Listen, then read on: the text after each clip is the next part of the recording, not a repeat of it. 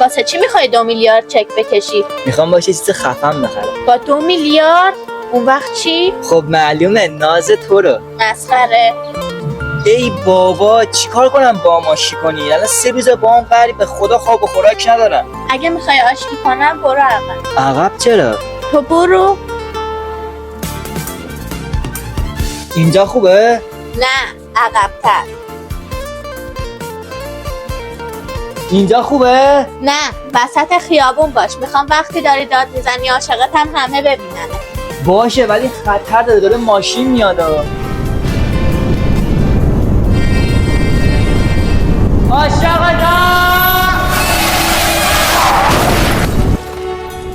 من تو نبوده جز عشق و حسرت جز گریه. بسه دیگه اخماتو وا کن. هنوز میخوای با هم بجنگی؟ نه دیگه، آشتی. باورم نمیشه مفت و مجانی به این صورت آشتی کردی؟ معجزه شده؟ آره، اگه همه یه لحظه به نبود آدم کنارشون فکر میکردن شاید وقتشون رو جای عشق دادن به جنگیدن و قهر کردن نمیدادن. بی تو چجوری با خاطراتم